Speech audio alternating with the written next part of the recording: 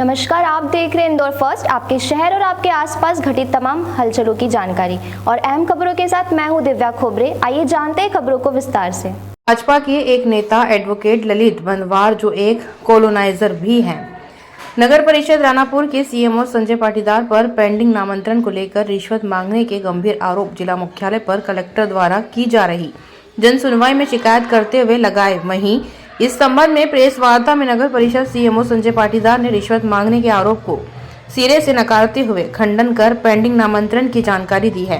सुनिए शिकायतकर्ता ललित बनवार और सीएमओ संजय पाटीदार ने क्या कुछ कहा। तेजमहल गाहरी की रिपोर्ट। झापा जल सुनवाई में आपने राणापुर नगर परिषद सीएम के विरुद्ध रिश्वत लेने का आरोप लगाया है, क्या है पूरा मामला? मुंटू जी, मेरे माता पिता के नाम की भूमि राणापुर नगर में है, परिवर्तित भूमि है, जिसके भूखंड मेरे माता पिता ने विक्रय करे थे। विक्रय करने से पूर्व जैसा कि कानूनी रूप से धारा 162(6) का मध्य प्रदेश भू राजस्व संहिता के अंतर्गत कलेक्टर से अनुमति लेना पड़ती है। कलेक्टर महोदय और राजस्व अमला इस बात की तस्दीक करता है कि कहीं कोई अवैध कॉलोनी का निर्माण तो नहीं किया जा रहा है। 165(6) की परमिशन के दौरान कलेक्टर महोदय, एसडीएम महोदय, तहसीलदार महोदय ने पूर्ण रूप से जांच करके मुझे भूखंड, मेरे पिताजी को भूखंड विक्रय की अनुमति प्रदान की गई, जिसके पश्चात हमारे द्वारा भूखंड विक्रय किए गए। विधिवत रजिस्ट्री करा के जो गाइडलाइन थी उस अनुसार विक्रेता ने पंजीयन शुल्क भी जमा करा। उस रजिस्ट्री के आधार पर राजस्व अमले ने नामांतरण स्वीकृत कर दिया तहसील में। पिछले 7 महीने से क्रेतागण ने 3 आवेदन अलग अलग विकास जैन, हार्दिक जैन और नैना जैन के नाम से नगर परिषद रानापुर में प्रस्तुत किए थे, जिस पर से नगर परिषद रानापुर ने अपनी साधारण सभा की मीटिंग में उक्त नामांतरण प्रकरणों पर अपनी सहमति व्यक्त कर नामांतरण किए जाने की अनुशंसा कर दी गई। उसके पश्चात जब क्रेतागण और मैं नगर पालिका गए तो पता चला कि सीएमओ साहब ने फाइल अपने पास रख रखी है, सीएमओ संजय पाटीदार ने। जब मैं समक्ष में सीएमओ संजय पाटीदार से मिला तो उनने पहली मीटिंग में मुझसे बताया गया कि आपने अवैध तरीके से रजिस्ट्री करवा दी। तब मैंने उनको ये संज्ञान में लाया कि आपके अधिकार क्षेत्र में नहीं है कि रजिस्ट्री का आप चैलेंज कर सकते हो। ये अधिकार था राजस्व विभाग की, और राजस्व विभाग ने मेरे को 162(6) के तहत परमिशन, अनुमति दी रजिस्ट्री कराने की। आपका ज्यूरिडिक्शन नामांतरण करने पूर्ति तक है। तो उनने मेरे को बताया कि आप मुझे कानून मत सिखाइए, मैं अपने वरिष्ठ अधिकारियों से मार्गदर्शन देके इसमें आगामी कार्रवाई करूंगा। उस बात को 5 महीने व्यतीत हो गए थे। उन्हें मैं 2 महीने 2.5 महीने पूर्व जब नगर पालिका सीएमओ संजय पाटीदार से मिला तो उन्होंने बताया मेरे को कि अभी मैंने जांच नहीं करी है, अभी जांच चल रही है।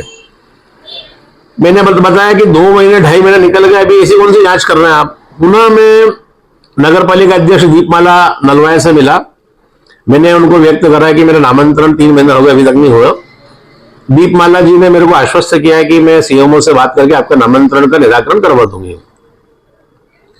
मैंने उनके पिता दिलीप जी नलवाया से निवेदन किया कि अगर मैंने अवैध तरीके से कोई नामांतरण चाह रहा हूं तो आप नामांतरण आवेदन को निरस्त कर दीजिए, या मेरी तरफ से कोई दबाव बना जा रहा है तो मेरे खिलाफ एफआईआर करवा दीजिए।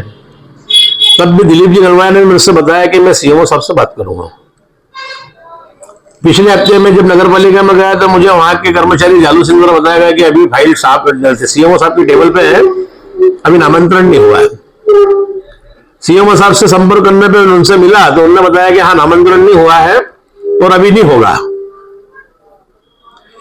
मैंने उनसे 5 महीने तक मेरे नामांतरण प्रकरण को अटकाए जाने के विषय में जानकारी चाहिए और मैंने बोला कि आपको और क्या दस्तावेज चाहिए, तो उनके द्वारा मेरे से दस्तावेज नहीं लिए गए हैं।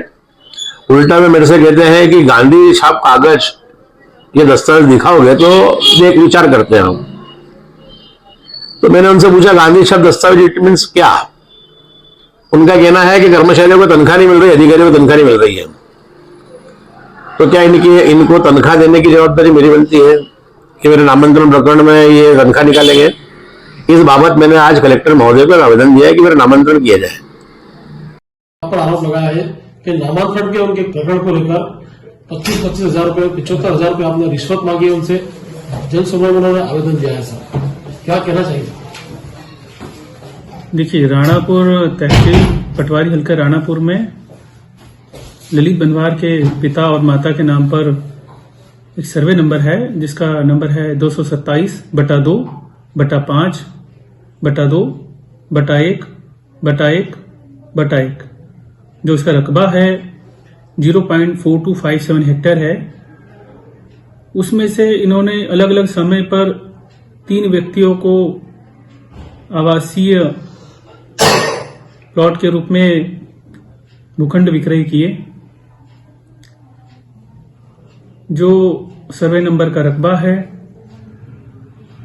और जो सर्वे नंबर जहां पर है वहां पर पूर्व में भी कुछ भूखंड बने हुए हैं,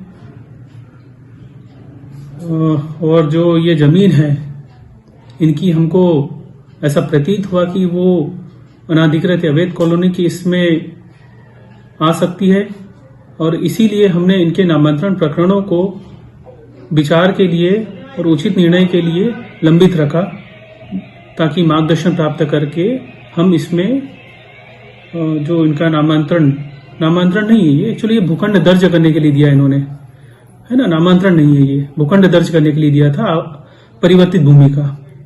तो उस पर उचित निर्णय के लिए इनके प्रकरणों को रखा है, ताकि जांच उपरांत इसमें जो भी निर्णय हो वो लिया जा सके, पश्चात नामांतरण हो सके। आपका सर रिश्वत का भी आरोप लगाया है। अब देखिए, जैसे मैंने आपको पहले से ही कहा है कि यार हमें जो लगा है कॉलोनी के इसमें ये भूमि आ सकती है अवैध कॉलोनी के इसमें, और इसीलिए हमने विचार के लिए लगा। तो जो संबंधित के द्वारा जो आरोप लगाए हैं वो तो पूरी तरह से गलत हैं और असत्य हैं। मैं संबंधित के आरोपों का पूरी तरह से खंडन करता हूं। चूंकि अवैध कॉलोनी की इसमें हमें जो प्रथम दृष्टया लगा, हो सकता है इसी कारण से संबंधित के द्वारा मेरे ऊपर दबाव बनाने के उद्देश्य से ये आरोप लगाए हैं।